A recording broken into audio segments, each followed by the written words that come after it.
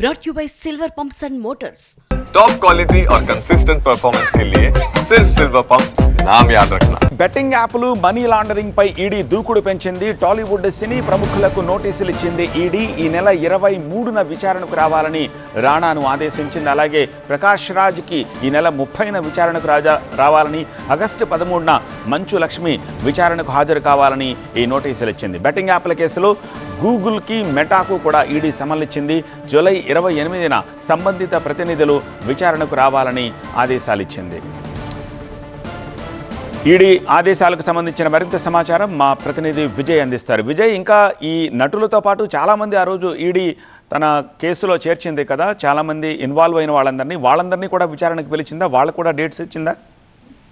అదే ఈ నెల 23వ తేదీ నుంచి ఈ బెట్టింగ్ యాప్ కేసులో ప్రమోటర్లుగా ఉన్నటువంటి సినిమా తారలు ఎవరైతే ఉన్నారో వాళ్ళని విచారణకు రావాలంటూ నోటీసులు జారీ చేసింది. ఇప్పటికే ఈ కేసులో దాదాపుగా 29 మంది సెలబ్రిటీల పైన ఎఫ్ఐఆర్ నమోదైంది. ముందుగా రానున్న 23వ తేదీన విచారణకు రావాలని ఆదేశించారు. ఆ తర్వాత 30వ తేదీన ప్రకాష్ రాజ్, ఆగస్టు 13న మంచులక్ష్మితో పాటుగా ఈ కంపెనీల ప్రతినిధులు, దాంతోపాటు గూగుల్కి సంబంధించినటువంటి కొంత అధికారులకు కూడా ఇప్పటికే నోటీసులు ఇచ్చింది. దాదాపు హైదరాబాద్తో పాటు సూర్యాపేట, దాంతోపాటు మియాపూర్, పంజాగుట్ట ఈ 4 పోలీస్ స్టేషన్లు ఎక్కడైతే కేసులు నమోదయ్యో వాటి ఆధారంగానే ఈడీ ఈ కేసు నమోదు చేసింది.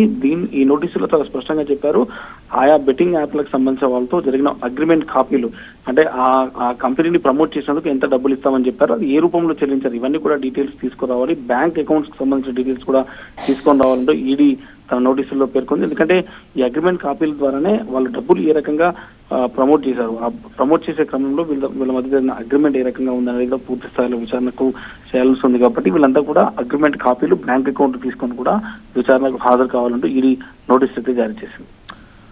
Right Vijay. So agreement copies అలాగే బ్యాంక్ స్టేట్మెంట్స్తో సహా విచారణకు రావాలని సదరు ప్రమోట్ చేసిన నటీనటులందరికీ కూడా ఈడీ తాజాగా నోటీసులు ఇచ్చినట్టుగా తెలుస్తోంది.